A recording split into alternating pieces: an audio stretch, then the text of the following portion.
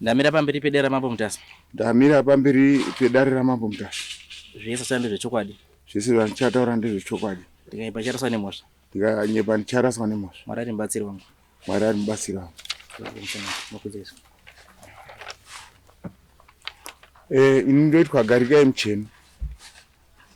Inini ndakatorerwa mwana kuvanhu vekwaSamanga. Aripo wacho akatora mwana haana kudaidzwa basi akagara apa nemagirazi. Saka zvakaitika ndezvekuti muswero wa15 April pakabuda runyere kubve paumba runotaura kuti Makibhorani ada kuenda kubasa. Saka rwabuda munin'ina wake nemuzukuru wakagara apo.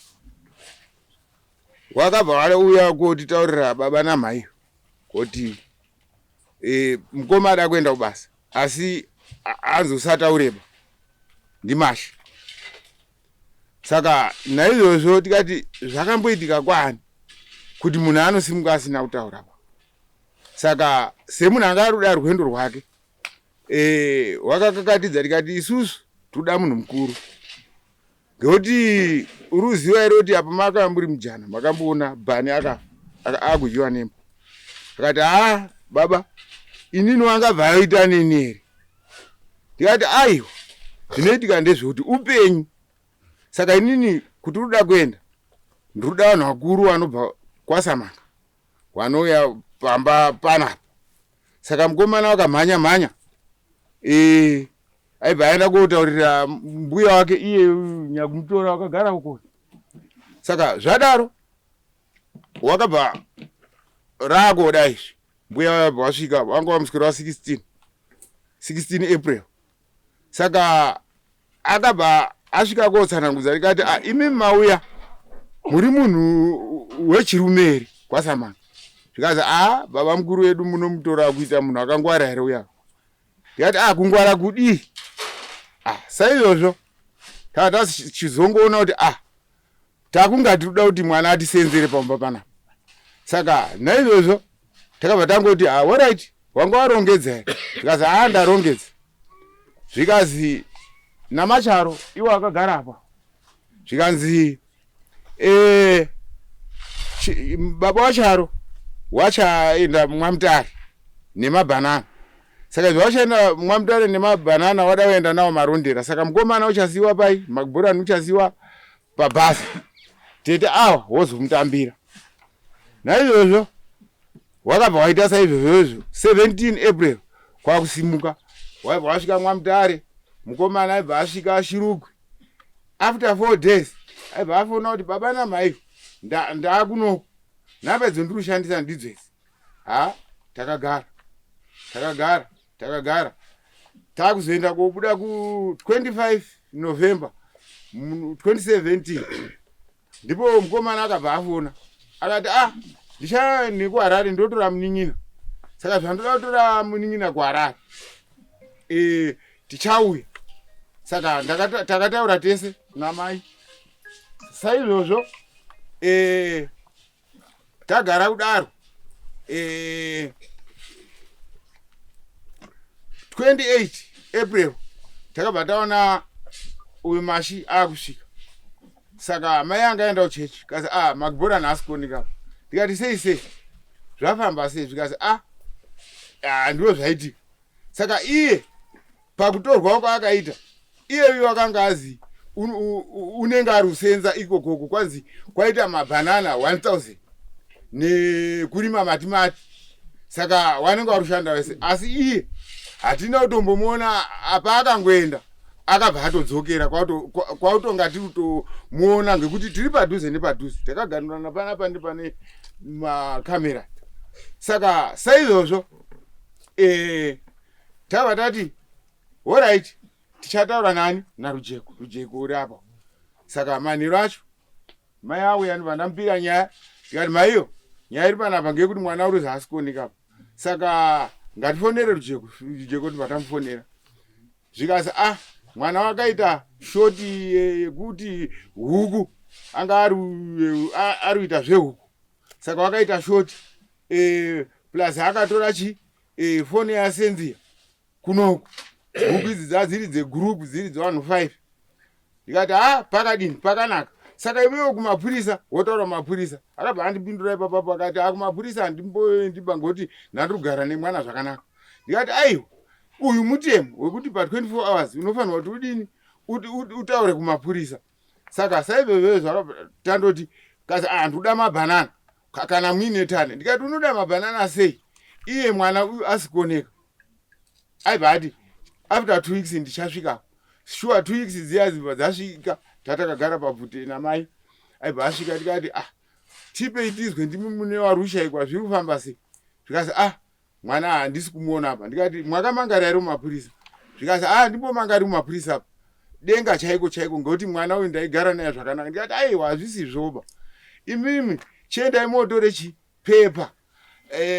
rine shoti yehuru nehembe dzake muye nadzo handwriting yake ndodini ndoiziva kana anoko akaenda tinodini unouya oright tagara tafamba nenguva tabva tazoti nemukomana wangu akagara apo pasi pemutaka tikati ngatiende kumba kwacho timboende iye anga adzokera tagara tibva tasvika tikati isitauyawo tida kuti tidini timboende kuona kwanguri kusenza mwana macharo wakabva apindura akamira anombogara pasiba aibva apindura akati mari yacho handinapo tikati sei mari yacho musina inini ndinotsvaka ndokupai hafu isusu toenda tosvika toona kuti zvakamira sei wakabva atoti mari handinei handina kwaudzokera kuna mai ndikati hapasina chakanaka baba kutorwa kwaita mwana tatiri kuwirirana but zvinezvi zvazvichi zverafu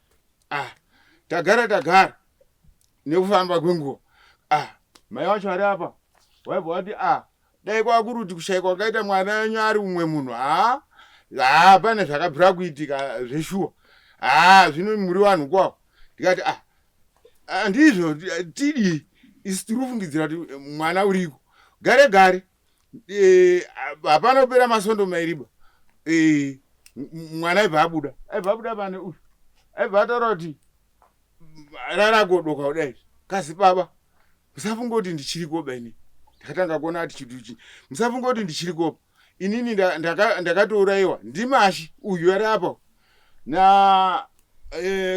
nakiri nangoni namunashi nemuxosa nemutewere ropa rangu rakatengeswa kumabusinessmen 15 yanga iri 5 liters ndikati iwe chimira ndotsvage mawitness ngoti izvi ndega handingazvisimudziba mai acho anga ari kumbari saka saizvozvezvo ndakabva ndasvika panguva yekudini yekudaidza banzi ndadaidza ndiva ndadaidza maiguru vangu akagara ndiva ndasvika ndikati maiguru ndo zviri panapa uye muzgonya iri panapa zvikazi handisisiri koba ndakaurayiwa ndimashi saka ndakabva ndakutodini ndakutodaidza mai vacho aibva achiuya kusvika kwaita mai zvikazi tida iwewe chimhanya kudaidza vadzinza wadaidza vadzinza udaidze vanhu wese moenda kwashi mosvika motaura kuti ini ndakaurayiwa shuwa tipo ndiva ndatenderera kwakutuma vanhu kwashe kuya uko zvikazi oright vanhu vaa panapa tiruda mashi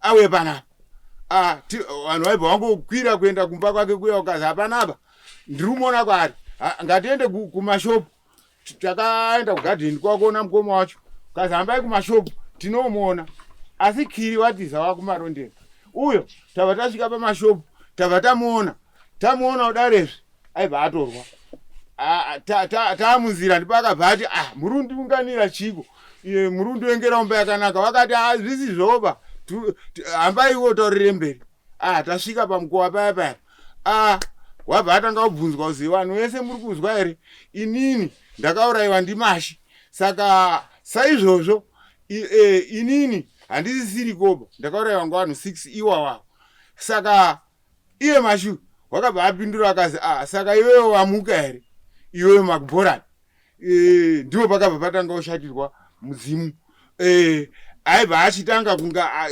kunerwa pasi pegumba bva andonerwa kusvikira akuchisimudza akazi pana mai vangu erapo Zvikazi pana mai yangu ere zvikazi mai acho akabva adaira anga akagara paside pehouse. Zvikazi ndofira hama ere.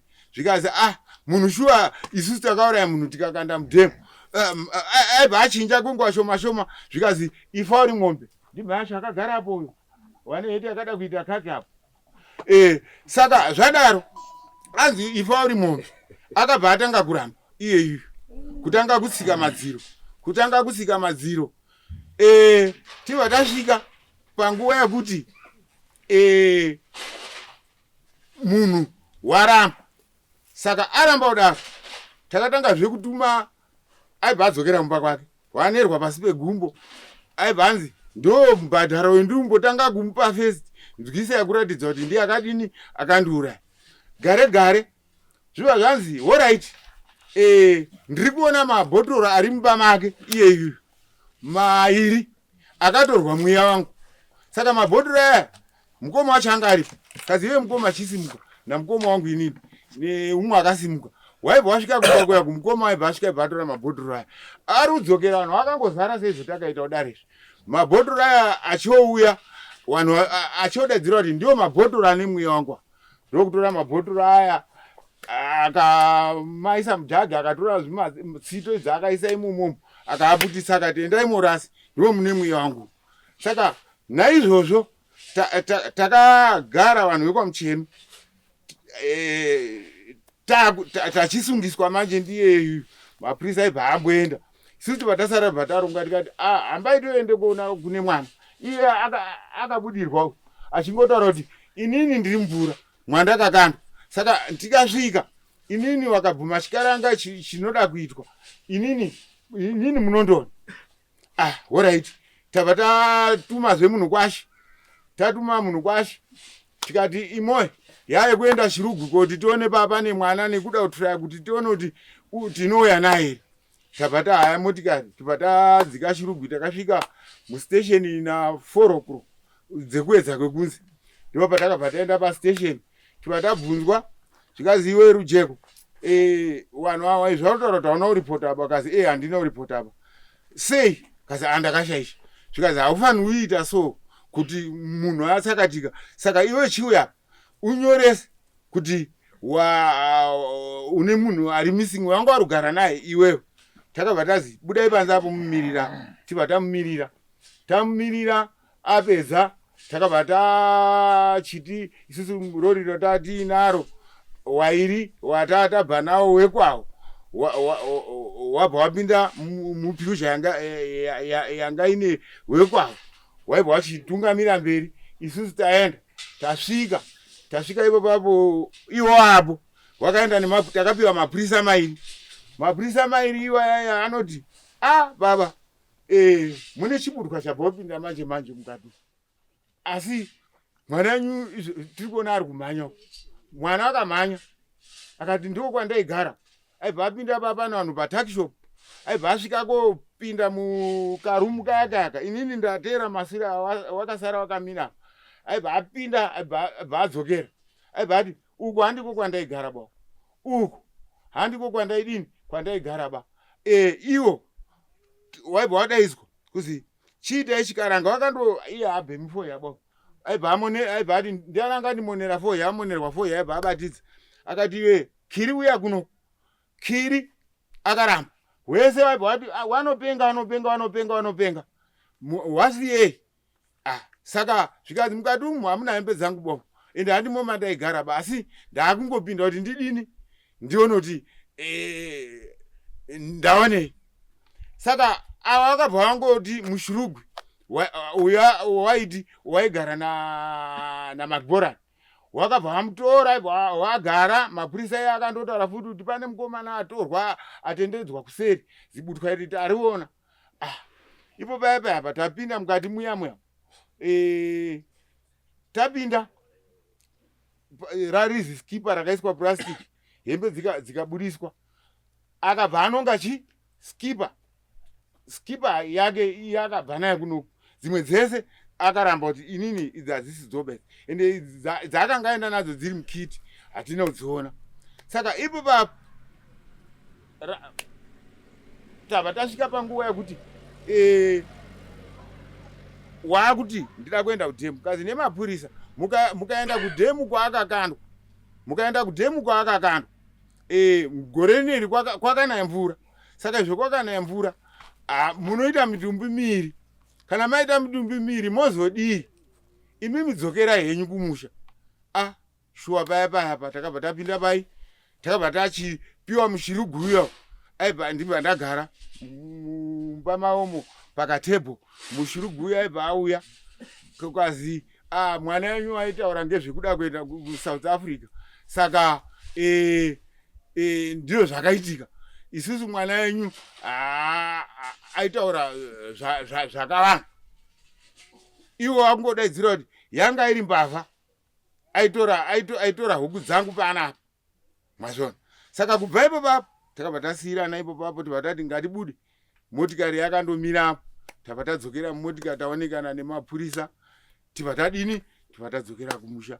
Ndokudzokera kumusha uko takaita kubva kwaakudini kwaakusungiswa chibhamu ndokurira pamukowa tikati chinorira sei isisi kuramba.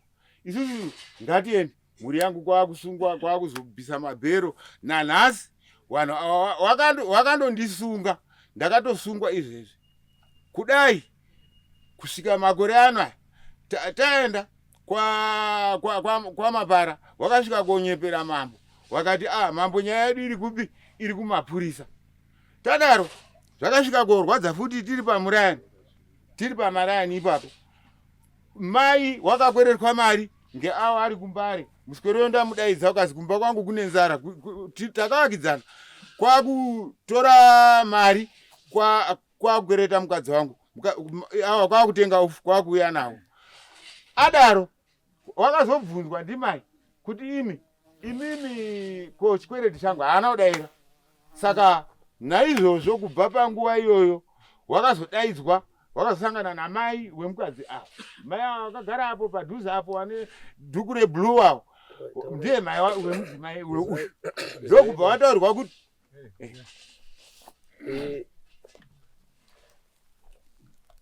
endai panyaya yemakaripota chete zvezvikwereti chimbosiyai kusai tikuda apa pamakabhorani papera era.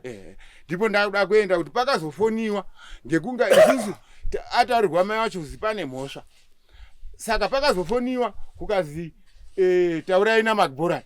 Yafoni iruzi iri kubva kuBuruwani. Kwazi ndini nyasha. Mai aibva akata foni. Kechipiri ibva yabuda futi nguva shoma yakabva yabuda ukazi ndiri kuHarare. Batsirayo makabhorani wabirwa ngematsotsi. Tikati munhu wakabuda mudzimu uyu tiri kutsvaga uyu tiri kuzwa mafoni zvakamira sei? Ndingati ipapo ndipo pandinogumira ipapo kukumbirwa kwandakaita mwana.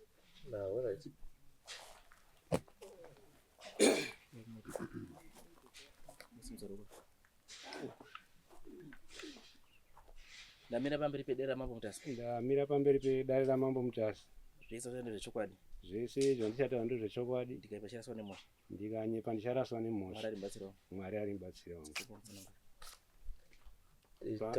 Taura zvinhu zviri relevant kunyaya di. Sure.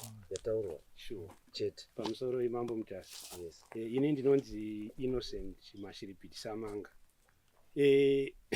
Chokwadi ndakagara nemukomana muna 2018 kuShuruguku muna April. Aida kushanda pamba pasista wangu. Then April, May ndikabva ndamusiya ikoko because ini ndino musha wangu ini. Ndikabva ndamusiya ikoko akusara pamba patete.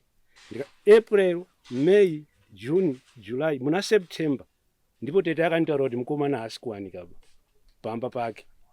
Saka ndofunga ndiye anogona kupedza zvese. Iye anga arumboti kwanzi Mashi ndiye wakabata munhu. Handisi kuziva kuti iye anga amboti anga arunditi ndandisi wamene kuti zvakusiri kwako. Iwo unoteerera kunoko. Pangu ndakubvunza tisu isusu. Pangu ndapedza mama. Mbuya vari kunzi wane heti. Hapana ungana. Mai uyai kuno uyai mugara. Macha. Uyai mugara. Imi musungai. mutorese miko uyu iwe gara pasi uyu Simsaro kuri kuri. Ndamira pamberi pedera mambo mutasa. Ndamira pamberi pedare ramambo mutasa. Zvese zvanga zvechokwadi. Zvese zvandichataura ndezvechokwadi. Ndicharaswa nemhosva. Ndikanyepa ndicharaswa nemhosva. Mwari ari mubatsiri wangu. Mwari ari mubatsiri wangu. Tikisema kumusana ngo. Ndinotenda. makibhora nemunomziva Inini. zita renyu first Inini ndinonzi Rujeko Samanga. right makibhora nemunomziva here makamuzivira papi Makibhola ni mwana wa sisi vangu. Ava ndisisi vangu ava. Ava vanga vachitaura ndibamukuru vangu. Saka inini ndine musha kuShurugwi. Ndinogara ndaigara kuGweru panguva yakaitika zvinhu zvese ndine imba kuGweru asi ndine musha kuShurugwi. Saka kumusha kuShurugwi ndiko kwandakataura nehanzvadzi yangu kuti ndandichikumbirawo munditsvagire munhu anondibatsira basa nokuti ndinochengeta huku. Plus ndaida kutanga mamwe maprojects sezvo ndachangobva kuisa mvura pamba. Saka hanzvadzi yangu ndiyo anga ari kuploti kwangu. Akamirira kuti ndikawana munhu ivo vozodini vozobva. Saka vakabva vatuma mudzimai wavo uyu kuti chimboedzai kutaura nemuzukuru Makibholani kana achida uye kuna Rujeko kuShurugwi. Rujeko ari kuda ane project yehuku saka ari kuda munhu anomubatsira. Maiguru vakaenda vakanokumbira mwana. Zvakaitika paukumbira ndandizivi ndandisiko. Asi ndakangozofonera ndichizwa kuti Makibholani ndiye achadini ndiye achauya kunoku. Saka zvakaitika ndezvekuti weekend yaifanira kuya Makibholani kumba kwangu kuShurugwi. Inini ndakauya kumba kuna mai vangu. Ndaipota ndichiuya unohodha mabhanana ekutengesa. Saka ndakanga ndiri kumba. Pandatokwira nemwana ndakatodhiraivha nemhanzvadzi yangu futi imwe cousin brother yangu nemwana anga ine luggage yemabhanana. Ndobva tanomukwidza kwaMutare. Takadhiraivha tikanomukwidza kwaMutare notoida kuti abate mabhazi emakuseni anokurumidza kusvika kuchiri kuchena. Saka takamukwidza saizvozvo isusu vatatodzokera kumba kuHonde Valley. Mwana abva akwira. Saka mwana paakakwira ndakatomupaka foni ndini nchiti zvausina foni upoto uchikomuniketa nasekuru kuitira kuti usazorasike noti kumba kwangu kuti ndikudirector unogona kurasika. Saka akazowana muShurugwi mutawuni ndo matinozotora zvimota zvinoenda kwatinogara. Saka akazosvika muShurugwi town ndobva atorana nasekuru vake ava ndobva waenda kupi kumba. That was in April mwana ndinaye ndobva akasvika kumba. May sekuru bva wapedza kumudzidzisa zvanaida kuti vamudzidzise ndobva wadzoka hawo kumba. Inini vandachisara mwana achigara kumba ega inini ndichigara kumba kuGweru. Saka uyaingoita zveproject yake iyoyo yehuku dzandaichengeta. Saka ndakagara naye April, May, June, July, August. Musi wa 25 September ndakanga ndauya futi kumba kuweekend. Tatine memorial service yababa vangu. Saka takapedza memorial service iri Saturday. Ndobva ndagara kumba Saturday, Sunday, Monday. Tuesday vandakwira bhazi ndichidzokera kuGweru. Saka sezvo ndanga ndawane huku dzanga dzichitengeswa ndobva ndatoti kuna Makibholani ndakaneta. But iwe chikwira nemabhuku because ndandakamudzidzisa kuti mabhuku angu anomaita sei. Chikwira nemabhuku uye kuGweru tisangane mangwana chitatu. That was 25 September 2018. Ndandatanga kugara naye muna April. Ndobva akwira mwana musi wechitatu ini ndasvika kuGweru chipiri ndabva ndarara kumba. Iye chitatu vakwira kubva kuShurugwi vauya vatasangana muGweru. Ndobva tatogara patakagara. Ndobva taita mabhuku zvakamira sei mwanangu. Ndobva nditi mama zvakamira so ndakatengesa huku dzakadai. Ndobva taweka mabhuku edu ndobva taona kuti anga ine $600 cash anga achifanira kudini kundipa. Ndobva ndachimuti alright mwanangu ndazviona mabhuku nehuku dzawakatengesa zviri kudini zviri kuirana chindipa mari.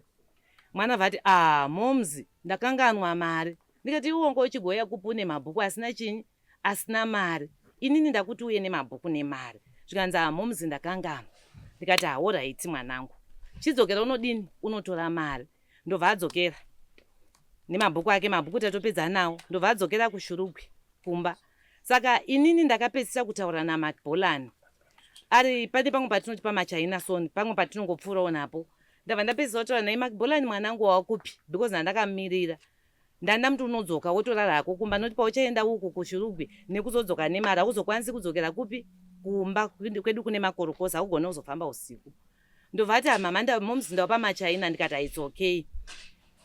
Ndagara unenge uchicalculate akatime nedistance. Ndagara ndakutedzisa kuti pari zvino mwana anofanira kunge adi asvika. Mwana handina kumuona. Ndakufona foni yaMakibholani not reachable. Foni yaMcBolan not reachable. Foni yaMcBolan usvika ndangozoti pamwe azofunga kuti achazodzoka rini mangwana kwachena. Ndabva ndamirira mangwana aya kufona foni haisi kufoneka. Haichapindi. Ndipo pandakazofonera kune vamwe vari kumaraini kwedu ndichiti handienderewo nefoni kumba kwangu. Ndine mwana wangu wandada kutaura naye but haasi kudini foni yake haisi kupinda. Ndobva vaya vaenda vakati mwana wenyu tasvika kumbasa hako. Ndikati already kana asi kuchende munondidedzera mukomana. Pane mumwe mukomana anogara ke. Plot yangu yakakurisa. Saka pane mumwe mukomana watinogara edu naye anogara mustendi mangu anoita zvekukorokosa. Ndikati kana mashaiwa McBolan chiende munondidedzera dread anonzi dread. Chiende munondidedzera dread auye ndimunzwe kuti mwana akasvika here nezvakafamba sei. Ndobva dread we auya ndabva ndataura naye pafoni ndikati abamunini mwana ari kupi? Mambosvikawo kumba here mwana wangu ari kwere? Zvikanzi aiwa maiguru mwana hako. Ndakapedzisa kutaura naye nezuro akatoti ndiri kuenda unoona mama kugweru. Saka akazodzoka achiti mama ndavaona. Ndikati saka akazodii? Zvikanzi akangoti mama ndavaona. Saka ndakanganwa mari ndakudzoka nemari yamama. Abva asiya ndipa $5 achiti mukoma mutenge usavi, mutenge muriwo. Ndobva atoenda. Saka iye dread akandi ndakapedzisa kutomukwidza chimota. Achiti ndakudini? Ndakuenda kugweru. Ndikati aiwa handakumbosvika. Akangopedzisa kuetiketa zvemabhuku akasiya mari. Akati ndakanganwa mari kushurugu. Saka ini handichazive manje kuti zvafamba sei. Ndobva tagara mwana hatina kumuona. Kwakutonovira zuva ndipo ndakazofonera ava sekuru. Ndikati sekuru kuno kundaita problem chii? Ndobva ndavarondedzera sekurondedzera kwandaita uko. Ndikati saka mwana ini ndakapedzisa kusangana naye tichiita mabhuku emari nezuro. Mabhuku edu akabudisa total $600. But inini mwana handichadini? Handichamuoni. Saka ndaichikumbira munodza vana bamukuru kuti mwana hanzi kumuona. Saka ava vakabva vaita saizvozvo vakanodza vana bamukuru. Ndobva tangodi vangoti alright sekuru amene vakapindura kuti kudii asi vakatovaudza. Ndobva ndagara. After 2 weeks ndobva ndonoti ava ndisisi vangu ndibamukuru wangu. Ndikaona ndanga ndakapiwa mwana but mwana hanzi kuchadini? Hanzi kuchamona time yareba. Unenge wakateerera uchinzwa kuti pamwe uchanzwa kuti pane mugodhi wawira vanhu. Pamwe mwana wangu ndokwari. Ndikati sezvo ndaita almost 2 weeks ndisina kuona mwana. Beta nditokwira. Ndiuye ndinoudza vana bamukuru ndega nondini achigara nemwana. Ndobva ndakwira ndikauya ndikavaudza. Mungona panotanga kureiza ma-eyebrows. Panotanga kureiza ma-eyebrows ndepekuti imimi ndimaigara nemunhu. And you were the last person kusangana nemunhu. Muchita arrangement nemwana. And put day 1, day 2, day 3, day 4, day 5, 6, 7, 8, 9, 10, 11, 12, 13, 14 days. Makangodi. Aiwa that is not. And you are expecting Mirai. And you are expecting kuti mukomana achungodzoka. Achingori muchovha. Achingouya. And panotanga kuya mubvunzo now. Ndepekuti why did you decide kukwira bhazi kuuya kuHonde?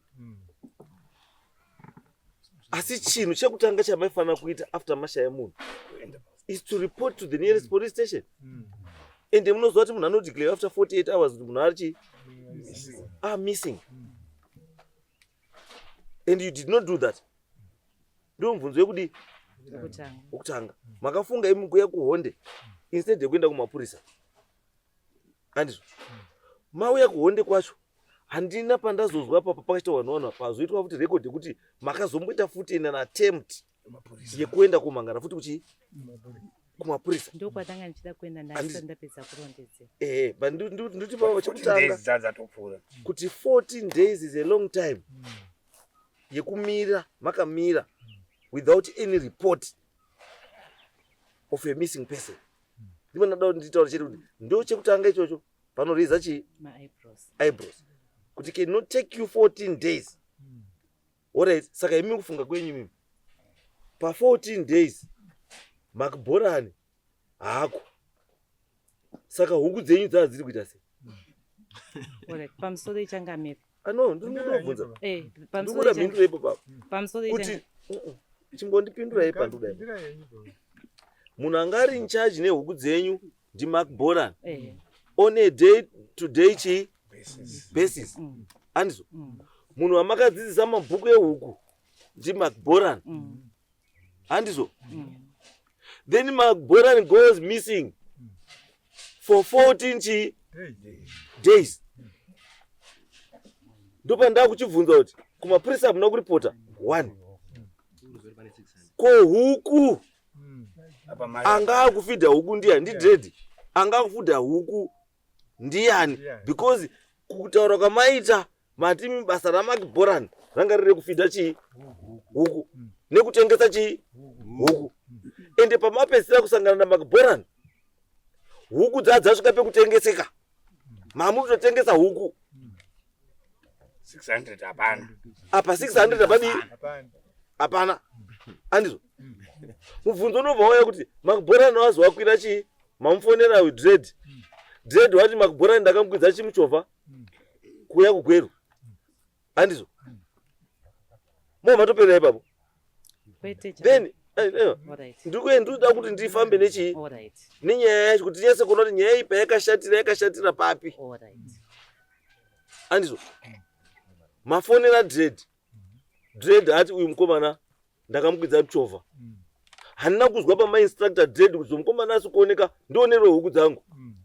Hapana. Saka 14 days Magboran hapana. Huku chii chachikuitika pa huku? Dzirikusavhaivha sei? Hadzina munhu kaidzi. Dziri kusavhaivha sei for 14 days? Because imati makazoita action after chi 14 days. Ndio makazokwira kuya kupi? Ndandichida kupindura chienderai mberi. Ndinoda kuti mufambe muine mubvunzo iyoyo muchipindura muchifamba asi muchidini. Inini handina kuita 14 days ndakanyarara. Ndochekutanga. Chekutanga chandataura ndechekuti ndakafonera hanzvadzi yangu ndichiti ende munonditaura. All right. Is why I'm not worried about zvinhu zvakaitika kuHonde Valley. Because paHonde Valley handipo pari kuitika pascene of all right. Inini huku dzangu ndoda kupindura ipa huku kuti 14 days huku dzadzichita sei. Huku dzangu bhechi yanga yatengeswa naMagboran iyoyo ndio yanga iri stock yekupedzisira yatanga tabudisa. Saka inge tori bhechi yekupedzisira ndiri kutaura nezvayo. Because atakastoka chistoka saka this was the last bhechi yanga ichidini yanga ichibuda. Saka zvekuti hazvo chirugu changa chine huku musi iwoyo paakatotengesa idzodzo bhechi iroro akapedza ndidzo dzakave dzekupedzisira. Saka imba yakangosara yakakiwa madoors. Ini ndakazoenda the following day ndafonera kuno kumucha musi ndakafona kumusha iwoyo ndichifonera Tsano. Ndio musi umwe chete wandakakwira inini ndichienda kuchirugwi ndichiti handingaiti zvefoni nekuti handisi kuchatonzwisa zviri kudini zviri kuitika. Saka ndo pandakatonoenda futi kuchirugwi kumba kwangu ndichidaka kuti ndichisienda unoti pamba hapana munhu. Saka pachaitwa sei? Ndabva ndanoona Dred ndobva ndachiti kuna bamunini ndiudzei kuti chii chakanyatsoitika noti akanga tapedzisa chitaura pafoni. Ndobva wandirondedzera wachindirondedzera ndobva wanditi maiguru but inini mukomana uyu pandairamba ndichitaura naye pandakambotaura naye uye pandairamba ndichitaura naye aigara achikutaura kuti mukoma inini ndikawana mari ndoda kuenda kuBotswana. Saka nemaitiro akaita mukomana maiguru akatobva pana paine secho rake. Saka inini ndiri kufunga kuti mukomana akadini kana muri kutaura nyaya dzamuri kunditaurira idzi. Inini ndiri kufungidzira kuti mukomana akaenda kupi? Akaenda kuBotswana. Ndikati all right bamunini kana muri makapedzisa umuonawo muchimuona akarongedza bhegi. Wakati zvekuti ndikati inini ndanda kufunga pamwe mwana akawirwa nemugodhi pamwe akaenda nogorokoza kana chii chakaita zvikanzi kana muri kutotaura nyaya yemari nenyaya yekuti haana kuzodzoka kwamuri zvakutondipa pfungwa yekuti ndifunga kuti mukomana akaenda kuBotswana kwaanga agara achidini achitaura nezvako.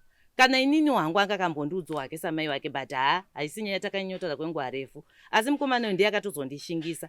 But still ini handina kuenda kupolisi chero ava pandakazoenda chinovaudza ndakati bamukuru inini ndaremerwa nekuenda kupolisi because pane nyaya yekubiwa kwemari. Magboran mwana wangu. Saka ndaremerwa nekuti ndinosungisa mwana. Zvangondiremera wakati no mainini dai madini maigona kuita police report sezvo nguva yareba tatichiri kutaurana zvakanaka taura bamukuru ndasina mbozvifunga noti ndachitora Magboran semwana zvikanzi police report ngaitonoitwa. Ndipo pandakazodi hangu pandakazodzokera kumba tataurana nabamukuru ndikati at least vazoti kana zvikazoita mainini tichazouya tichiona papa achigara chinyi mwana. Ndikati aiwa izvo zvazvina kuipa bamukuru mari ndozogona kutambira asi kana zvangozoitika kana mchida kuuya anytime munodini munouya. Ndokuparadzana kwatakabva tadini taita ndabva ndadzokera futi ndobva ndanogara hangu chirugu ndatovhara handisina project yeko because mari yacho yashandiswa yaenda Chirugu yanga iri bhechi yekupedzisira handichina project yehuku asi kumba ndakaita arrangement yekuti kunge kune munhu kumba kuchitariswa saka ndazogara musi wa 10 January 2019 10 January 2019 ndo pandakafonderwa futi nomwe munin'ina wangu akati sisi kumusha kunomira zvakanaka musi wa 19 January 2020 exactly 2020 ndisati tasvika kuna 19 January 23 December 2019 baba mukuru vakauya kumba kwedu vakabva nditi ndandatoenda kumusha uChristmas tatakatowanda tati nedu Christmas party yedu titori kumusha baba mukuru vauya kumba vasvika takatogara pasi pemuti namai vangu nemunin'ina wavo nasisi vangu zvikanzi mainini chizororai henyu chizororai mainini ndikati koinda baba mukuru zvikanzi mwana wenyu ariko anzi awanikwa kuBotswana uko mukoma wacho ndivo vatodini vakatotiudza vasati havasangana naye asi wakati ariko kuBotswana ndikati baba mukuru kana mwana ari mupenyu tinodi totenda Mwari zvakanaka zvikadaro ndobva ataparadzana Christmas dzapera untadzokera kumabasa kwedu musi wa 10 January 2019 ndakufonerwa futi ndiri kugweru 2020 ndakufonerwa ndiri kugweru zvikanzi kutogara zvenyu kugweru kumusha kunomira zvakanaka ndiri kwakutedza kumira zvakanaka kwaita sei zvikanzi kwaita svikiro kuno mwana wa kwaMucheni ari kusvikirwa ndikati achisvikirwa kuti kudii zvikanzi ari kusvikirwa kuti ndakaurayiwa nani zvikanzi ndakaurayiwa naRujeko naMashi nani kuurayiwa Magbolani zvikanzi ndikati inga zvakatooma wanga wati kudhuze bva watomhanya kumusha ndokusvika ndokuona mukoma wangu ava vari kupondwa wakaita kusungwa netambo kusungwa nevanhu vekwaMucheni vanhu vakaungana vatounganidza village vanhu vakati wandei mukoma vari kupondwa paya titaurire makaurayi mwana wedu titaurire kuti makaurayi mwana wedu makamuisepi mukoma akati ina hanombourayi munhu plus musi wakashayikwa Magbolani ndini ndakatouya ndichikuudzai kuno inda ndiri kuno kumusha kana kuri kwokuti pane zvakaitika kuna Magbolani inda ndisitomboriko ndandiri kumusha inga ndini ndakatouya ndikakuudzai wani kuti ndafonerwa kuti mwana ari kushayikwa ndiwo wakaurayi Magbolani ikawa ndiwo wakaurayi Magbolani tikati hapanetsi semhuri mbiri tabva tawirirana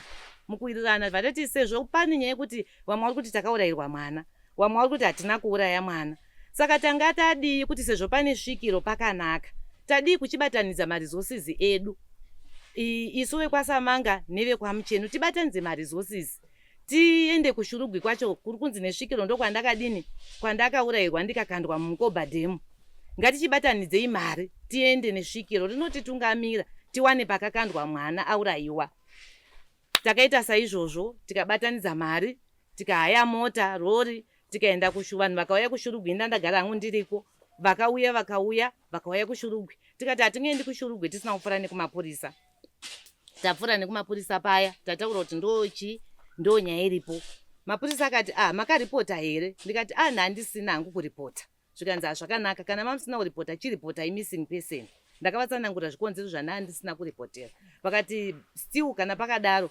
chingoripota missing person kuti imi muchiita zvamuri kuita isu izvi zvemasvikiro hatizvipindiri asi isu tine matsvagira atinoita pamutemo chiripota missing person ndikavhurisa dhoketi rangu kuShurugwi police station zvikanzi nemapurisa isu hatigonopindira zvemasvikiro saka imi munoda here kuti vanhu vaende kumba kwani kwenyu ndikati ndanhanga naproblem ngatiende tinoona pakaurayiwa pacho patakauraya tikakanda mwana zvinhu zvese zvidini zvijeki takatakurana nesvikiro redu ndikati ini hangu svikiro handisi kunyatsoritemba zvandichangokuitira iwo ndezvekukudhairektai kusvika pamba pangu asi chandoziva nechoti svikiro rinokusvitsai rega kwarakananga asi ndiri kuona kuti ndikasakusvitsai kumba kwangu vanhu imimi mukadzokerera muno muShurugwi muchazonditi akaramba kuti svike kumba kwake saka ndakukudhairektai kuti musvike kumba kwani kwangu takasvika kumba nesvikiro iri rirapai tasvika naro paya vachingosvika pamba pangu takati nemota takazenge tane mota 2 manje kubva muShurugwi pane imwe mota ingaibva nevamwe veukama hwedu kuHarare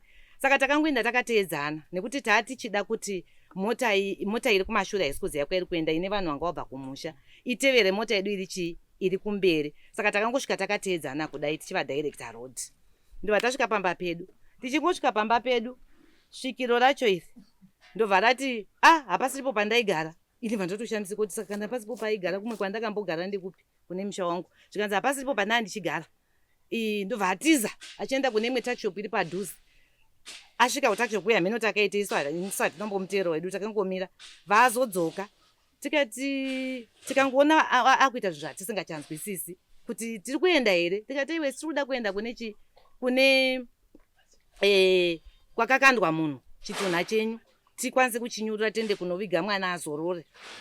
Svikiro rei hachatorinzwi akangozopedzisa apinda mumota uyu abva atiza bvaanogara mumota bvaatongonorara mumota. Svikiro hapachina, svikiro hapachina. Takangozona musasa wakungopazwa ivo vanhu vekwamucheno wavo ndivo vakatotanga kupinda murori muya. Tikati koma kupinda murori 1 chitunha hatisati tachiwana kumukobhadhemu hasati akusvika ngatisvikei kumukobhadhemu tinonyurira mwana. Ndo maitiro atakaita kusvika takangozosiya zvakadaro. Svikiro iroro vharadzoka hatina kuti svisa pakadini patakauraya mwana tichimukanda. Saka nanhasi tiri kungoneseka kuti svikiro racho rakatisiya munzira kuti zvaita sei. Kana indakauraya mwana handisi kuramba asi ivo vakati svikiro ndo ratitaurira hatichazivi kuti zvava papi. Usasotaurire mastatement mati kana ndakauraya mwana handisvika sei. Ndati kana ndakauraya mwana svikiro racho ngaritisvitse pane mwana. Ayo ndati kana takasvisapo kana ndakauraya mwana ndakanganisa hangu kutaura ndakanganisa changamira. Basa redu isusu nderekuteerera. Handikubvunzi zvausina kutaura. Aiwa apapo ndakanganisa kutaura. Ini ndinokubvunza zvawataura. Ndosaka ndiri kubvunza kuti pawati kana vanhu vari kunditi ndakauraya mwana handizvirambi uri kutii. Ndanga ndichida kuti kana vanhu vari kunditi ndakauraya mwana svikiro ngarindisvitse. Kana uchizvikorekta it's okay you draw your statement wotitaura statement kwayo because tatatofunga kuti watorozvipera nyaya yapera. Aiwa maita henyu changamire nekundibatsira. Ndakanganisa kutaura ipapo ndaita kuti kana vanhu vari kunditi ndakauraya mwana ini ndanga ndabatsirikawo nekuti paita svikiro ngarichitisvitsa pane mwana nyaya yacho ipera. Right. Ndine mubvunzo 1. Imi bambo pamakachaiwa imi makaenda here kumapurisa? Makaenda here kumapurisa? Ndakaenda kumapurisa. Mapurisa akati chii? Mapurisa akabva asunga vanhu nyaya yacho ichitori kukoti. Kubva gore ripi? 2020. 2020? Yes.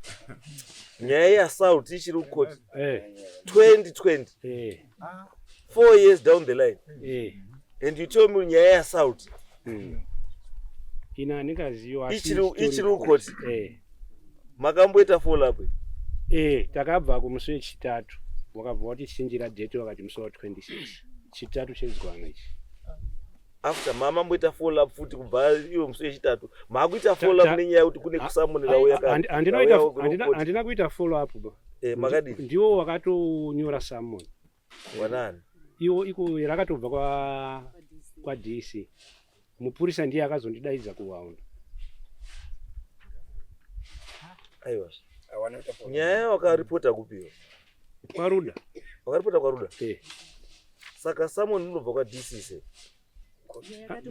Nyaya yakatombopinda kukoti kairi. Takapedzisira kubva kukoti musi wa 22 musi wa 22 June muna 2022. Nyaya ibva yangonyarara kubva ipo papo. Okay. Saka iyo izwa iyo ndeye assault. Iyo ndeye assault. Haisi yemeda.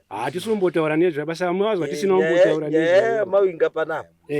Ndeye meda. Exactly. Haisi assault. Haisi assault. Assault tingatisire kumapurisa usika mapurisa apedza basa rawo. Apedza basa rawo. Exactly. Right. Ndo ndaipa ndongomvu. Iwe uri kumusha? Ndiri kumusha. Kumusha, what do you do for living? Unoite kumusha? Norima mabanana. Unorima mabanana? Wakatanga rinima mabanana? 2009. Bana 2010. 20? Yeah, 2008. 2008. 2008. Ndipo wakatanga rinima mabanana. Kushurugu wakaenda rini? Kushurugu ndakatoenda gorero muna 2018. What 2013? 18. 2018. Yeah, because pandazwa kanzadzi yako irutaura ka. Yataura kuti iwewe uri mazvikokota iwe panyaya dzekuchengetwa kwehuku. Mira wanziwe uri mazvikokota panyaya dzekuchengetwa kwehuku. Saka pawakadaidzwa kushurugwi, your task yanga iri kuendesa musenzi nekumutrainer kuchengeta huku. Ndizvo ka? Huku changamira. Izwai, niteererai, virai, ndati pane mirai. Munhu wese tomupa mukana wake. Ndati ndokubvunza zvawaita sei? Zvawati handidi kubvunza zvawasina kutaura. Because imi ndimi mataura kuti pamakati muda mushandi. Handizvo? Mushandi wamakati muri kuda. Handiti ka? Kuma projects handiti ka? Awanikwa. Handiti? Akauya nani? Neuyu. Handiti? Mirai, imimi garai huku. Ndikutaura neuyu. Uyu ndiye akauya nemushandi. Handisi ndakauya nemushandi. Saka mushandi akaenda. Nyasai kutera ndofunga mambo. Mira izve ndibvunza. Ndira kupindura. Ndopa ndira kupindura. Simple question. Mushandi akauya nani? Akauya ega. Akamirirwa neni. Akapiwa mota kamu. Akazopiwa kafoni. Akapiwa nani? Newe. Akapiwa neawo. Akatambirwa nani kugweru? Neni mushurugu. Meaning kuti iwo wanga uri gweru. Ndati rugweru inini. Asi uri muri memabhanana. Saka kugweru wanga uri kuitei. Ndofane kuti wane mvunzo wangu kuti mvunzo wa musimi mbuya musapindure munhu. Mambo. Ndati iwewe uri muri memabhanana. Wakatanga uri memabhanana 2009. 2008 handizvo.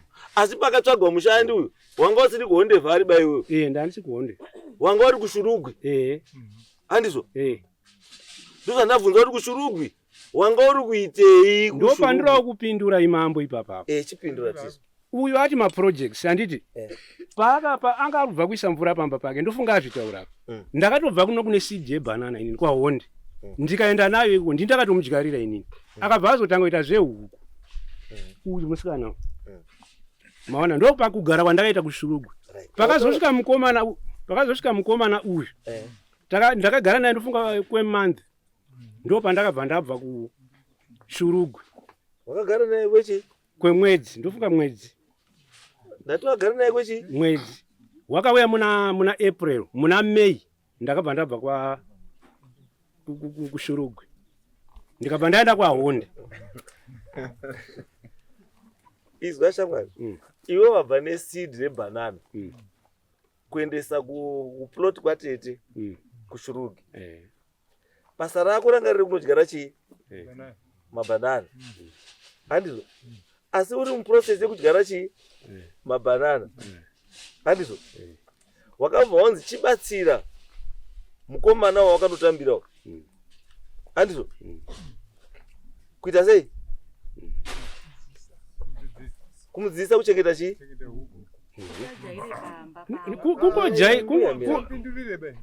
Iyo nyarara.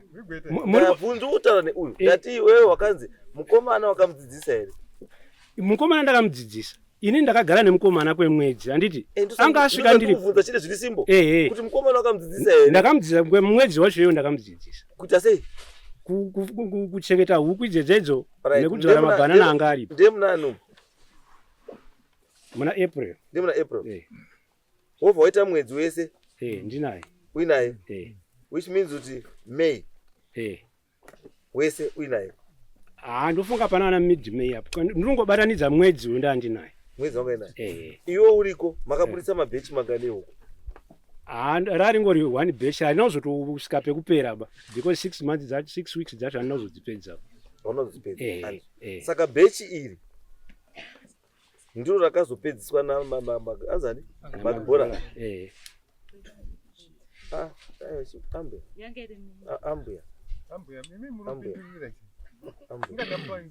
Ndati bhechi iri handiti Magbora nakashayikwa munani? September. That is May, June, July, August, September.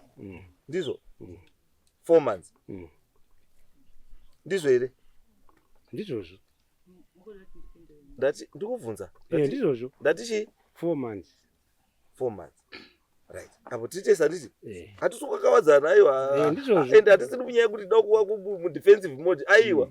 Isitoda kungotsvaga kuti pakashata ndepapi toona kuti pogadziriswa sei ndo chere zvatikutsvaga chatisingadi kudare muno mukunyepa ukanyepa manje tobva takutsvaga chaizvo chaizvo songona munhu anotaura chokwadi tobva taona tokubatsira sei wotoenda ndozvatoda chete izvo andizvo makubhorana akuita zvechi zvehuku handiti tati 4 months makubhorana akashayikwa munani September. makubhorana akashayikwa munani September. 28 ndipo akasvika November paka 28 November 2017 madheti ari kuti 18 hazvisizvo Sinziwa. wakagara gore kumba kwenyu wakagara 7 months kubva mwedzi kusvika upi kubva mwedzi upi kusvika kubva April eh 17 April tova tati May, June, July, August, September, October, November ndobva vapasvika ndibva ndataura naye 25 November 2017 iye uyo aibva asvika 28 November 2017 wake aibva asvika nemeseji yekuti makubhorana hatisi kumona ndobva ndikutaura manje kuti ipe pamo manje tova taita nowhere kana muri kuti 20 ori 2018 wamwe uri 2017 Inini ndiri kuziva ndakagara naye 2018 ndo dzandakagara naye kwemwedzi umwe 4 months ndandisiripo kuzosvikira pakashayikwa makubhora ndandisiko kushurugu 2017 munomuziva sei 2018 kwakaita maelections pamwe tibatsirani maelections anga apera here ipapa baba pamwe date mukasakutanga pamadheti kanye yacho haipambi independence wakaenda kotambira ari kushiruku yegore ripi 20 toti kubva kwaita 2017 handiti 2017 iye ndipo abva asvika aibva independence yakaitwa ariko ko kwakuine maelections here gore iroro tinoita here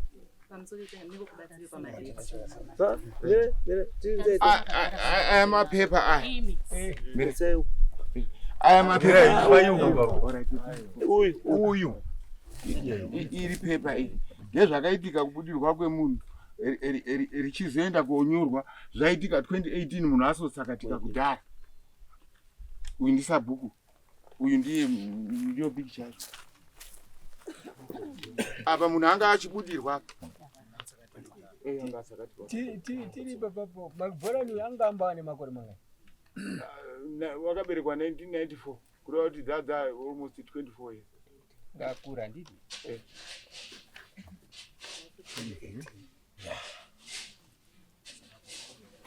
apo kubudirwa kwake apa munhu asakatika 2017 asi iwa uri kutaura ngezva 2018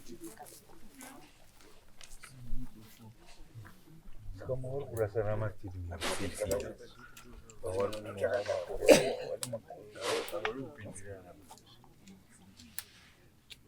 pamwe dzaruivena pati pamakore apa 17 aiwa muri kuona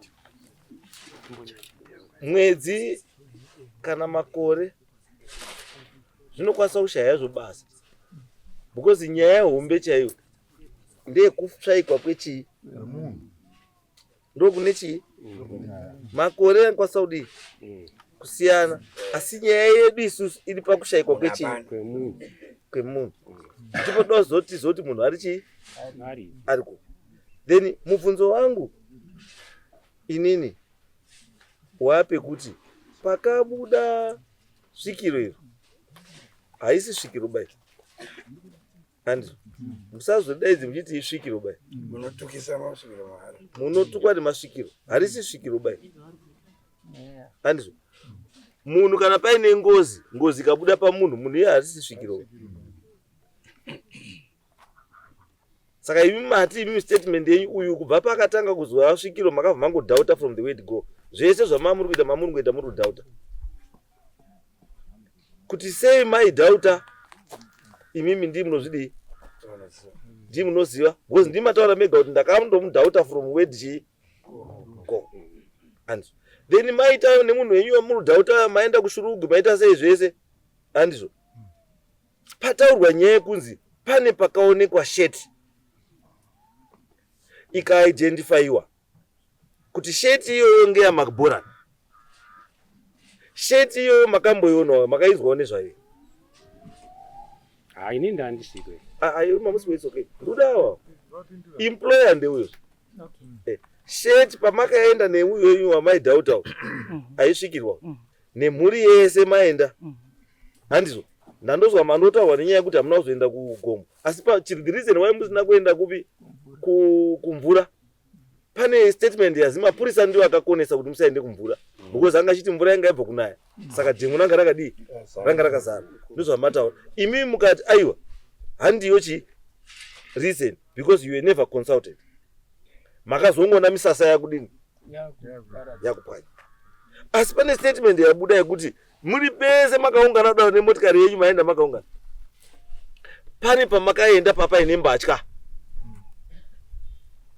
handizvo. Pamakaenda paine mbatya zvikanzi iroyuyu akaidentifya kuti mune hembe dzangu dziri pai dziri muno, hembe dzikaiswa dzakawanda. Ndokubva apika skipa yegreen akati iyi hembe ndeyani? Ndeyangu.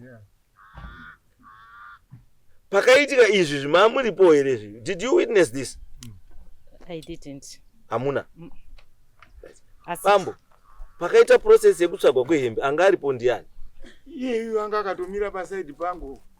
Pakanongwa hembe ngeuyu. Aiti hembe iyi ikatambidzwa Maria wanga ari matwins kuno hembe iyoyo taiziva. Iye ari pasaidi pangu akamira padhuze nemubhedhe wake. Uyo akamupa McBoran kuti ndimwe aigara. Yakabuda hwani. Asi ruti nandisi. I know it's okay. Musasapindana kana matoti muziya. Inini chandinoziva chandakaita changamira. Ndakapinda. Imi musandidhaivhete bakuenda kwamuruda. Imi tera izvo ndikubvunza. Ndati hembe makaiona here mukati mamusipo. Ndakavatambidza bhegi ranga rine hembe dzavo. Ndikuti hana kuitnesa pakasimudza svikiro hembe asi kuti vatambidza bhegi nekuti zvinhu zvemwana pandakangozwa mwana apo ndakarongedza zvinhu zvake zvese ngazvisa mubhegi. Pavakasvika vakati pane here hembe dzemwana dzakasara ndikati ehe dziripo. Ndikabva ndavatambidza bhegi ranga ritori nechitupa yange iri photocopy I think yechitupa bva ndavatambidza. Ndini ndakavatambidza. Izvozvo ndo zvandakaita. Chizwa inyaya iri pana. Zvimwe zvese izvi mungapedza nguva. Because it's your word against his word. Uyu charuda mwana wake. Imimi chamuda is to prove yourself kuti hamuna kuuraya chi mwana. Maida kubatsira chi mwana. Asi chandiri kuona pamuri mai. Tsitsi dzenyu dzakawandisa. Ende dzinotsitsirira. A person disappears ne $600. Maria project. And the project over yafa. And you keep quiet. Munhu ano disappear. Andizo. Wamaigara naye ari under your custody. You take it for granted kuti aiwa. Vanhu vanoziva zvinani basa tiri paukama. Pane mari kamunhu. Asi munhu une mari yenyu 600 2019 600 US. That's a lot of money. For you to just ignore, it's a lot of money. 2018. Yekuti even nyango nazo 600. Vanhu vese vari pana pa 600 kuri kwasota dzaubuda. 600 izvozvi kuti donedzera baba. Inokwasota dzakubuda. Izvozvi. And it happens in 2018. Could 600 you disappear? You keep quiet. Apo zitsimbuya zakashata. Angamwa. Saka inyaya iripo izvi right now kuti muzvichenure. Handisi. Isu zvato believe kuti kana yadai so munokwanisa kuita 10 years 20 years muchingodi muchingokakawadzana muchiwengana muchita sei. Pakuda kuti chichokwadi chidi chibude. And the only way chinokwanisa kubudisa chokwadi ndechekuti chekutanga we want to prove kuti ari kubuda pamukomana ndi McBoran here. Kana McBoran ari kubuda McBoran wochitaurira zvochitileader. Wochitaurira ndiripi? Kana ndakafa sei? Ndakaurawa ndiani? Handizo. Pane mubvunzo uramba uri kuiwa musoro mangu wekuti munhu akabudirwa handiti uri kulidha vanhu kuti ngatiende wozotaurirwa kunzi mvura yakawanda haufanirwi kupinda achizwa ndizvo here izvi uye hapanapo akadaro aiwa ndingamugona the reason why muna tutosiya zvese zvakaitika is because kati kada kutaisa procedure handiti procedure neprotocol inokutaura kuti munhu akadisappear within a certain period of time munhu yafanira kuripotwa kumapurisa wobva adeclarewa ichi a missing person handiti that was not done handiti it was only a report yakazotonzi nemapurisa chiripotai after 6 months of which mapurisa iwowawo pachezvawo handiti it was wrong kuti atoti munhu akadisappear 8 months ago reporta chi nhasi handizvo mupurisa ifanira kunge akatotaura kuti ii munhu kai uyu mutemo unoti within period yakati munhu anofanira kunge akadini aripotwa saka nhasina kutoripotwa period yakati zvinotaura zvakati woexplaina mutemo kupi kwamuri but it was not done handizvo ende futi mapurisa futika alawe kuti svikiro handizvo kuti mapurisa anoalawa svikiro kuti enda henyu baba ndipindire zvezvikiro enda henyu anoti handipindiri zvezvikiro sei ati ripotai mapurisa akati hatipindiri zvezvikiro asi kana manotora manosvika svikiro rakusvitsa okay akabudirwa uyu kana asvika pamasvika ipapo mukawana mutumbi wacho mudzoke nawo pano ndikutaura kuti pari wrong kana munhu anyura mudhemu it becomes the responsibility yepolisi panodaidzwa sabhu akwa sabhu akwa ndiyo inopinda mumvura yonosecha kuti mune munhu here kana kuti hamuna munhu wai mapurisa akati instead kuti ati sabhu akwa iende woti imimi endai motsvagei mudhemu kana mazomuona mozouya naye mapurisa akati mukobha dhemu hatiizivi saka tungamirirwa ine svikiro ingana mazosvika kune water board kwese mapurisa hakuzivi handizvo asi kana pane need wanotodaidzwa kuzi dziwa riri apa iri idziwa radenius hawarizivi asi uyai mutore munhu aripinda mupi ndo zvawakaendeserwa kuzvikoro kudzidziswa kuuya kotora vanhu vashaikwa vari chii saka ndopane nyaya yenyu pane semasanangurira maita changamire kuti mapurisa pamakasvika muchizi munhu ari papi umo mudhemu yakabva yatobva responsibility kwamuri yanga yatova mapurisa yato undersub akwa mapurisa wotopa wotonyora report yekuti kuri kunzi it is alleged kuti mune munhu ari pai ari mudhemu akakandwa handizvo mapurisa wonopinda wotsvagawo kana washaya wonyora report yekuti adii tashaya kana awanikwa munhu odii owanikwa because wanika chakaita mapurisa dai wakapinda ukamona munhu ari kulidwa nechi nemasvikiro it means kuti chachiri kubatwa angari kuzobatwa ipapo ndiani it's you ndiwo anga wakutobatwa nemedha iyo because dhoketi raifanira kutovhurwa kana munhu awanikwa mudhemu because svikiro rataura takandura ende uyu ndiri apa munhu obva aoneka imomo it means kuti ane charge yemedha ndiani ndiwe anokaona nyaya yacho vanokutaura kuti zvinhu zvenyu zviri zvakapiringishana ende kuti muti tirubva nesvikiro kuhonde vhari kobuda kushurugwi ipati yeshurugwi iri kuboterekwa kupi tisvike kuboterekwa panonzi pai between senga and chirugwi muri papi apa paarea inana gwenoro yai takudzika kuenda kunonzi kwano irode kuenda kuzvishawani ngundu ndiyo rodhi yacho handiti rode kuenda kungundu asi musati masvika mushurugwi town munotena right musati matosvika mutown after senga before senga tichibva kuno senga itori mugweru changamira saka munotopfuura gweru ndikuti kapane mamiu ari apa tikabva mustate tikakwira boterekwa topinda mushurugwi town pane dzimba dzererwe dziri apa tobva tatena topinda pakati petowndaenda location ruri apa tobva tatena depression tichikwira depression pane mamius egoridhe ari apa and after magoridhe pane left turn inopinda kudai yekuti ukapinda naye inozonobudira kuseri kwauyu kwasmith yes ndikoko saka muri kutanduzia ini ndikubva nekugweru muri kubva asi ndiyoyo area kwanasmith ndosaka ndiri kutika handikamurikonda ndikutaura kuti nyaya yenyu zvayakuda zvese zvamaita haisi it's your word against his word. But at the end of the day chatukuda tuda kuti mukomana azikana kuti aripo. Ndevongoti pandiwa kuti dread. Umwe vanhu vakaoneka wapesera kuona mukomana uyu according to you anditi akamukwidza mota. Ende mapurisa paivhura waifanira akavhura doketi anditi wavhura doketi wobva kuti the last person to see this person ndi dread. Dread akakwidza munhu mota. Akakwidza mumota ipi? Botu yakaona munhu ka. Akamukona pane nyaya dzacho kuti pane zvakawanda pakuzamangara kwabva kwaunza weakness inotyisa bosi kutresa munhu manje kwakunetsa ende time yawakabisa.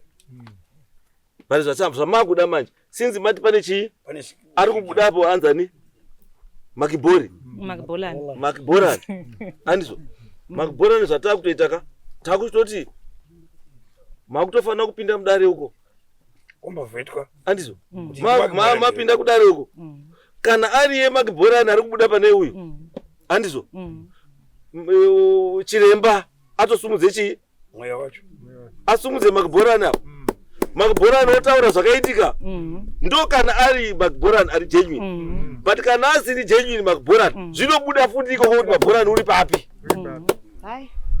ndoti nyaya yenyu ite sei ipere pasina izvozvo izvo munamba muri ndotukana muchitukana zvibatsiri aiwa ndinotenda taurwa nyaya yemafoni pane munhu akazofona right chimwe chaitika pane kamwe futika pane munhu anonzi akafona 2022 achiti ndiri Bulawayo akazofona futi gore rino akati ndiri Harare andizvo namba dzacho dziripi tipei namba idzodzo asi momboenda mukamboenda mumatare movhenekwa idzi namba idzi dzichivhetwa kuti namba akafona ndiani because anokwanisa kunge ari munhu akanzi neumwe fona kutaura kuti ndini Makibora kuti tivhare kuti Makibora haana kufa zvinoitika. Saka izvo tozvitarisa zvese hatimbo tinoda kuti mubatsiri mugarisane kana muri hama wiriranai paukama musafungirane asi kana muriwo hama musaurayane saka gazidi toti gazi saka imi zvamunoita manje imi muchitsvaga namba tsvagai namba idzodzoka dzipei clerk of court anditi namba idzodzo titotanga kudzivheta imi chimomira hei pasaidi chiremba akasvika manje kuseri kwe mubva matombopinda mumbofumwe bozwa kuti zvakamira sei chienda iya pa next case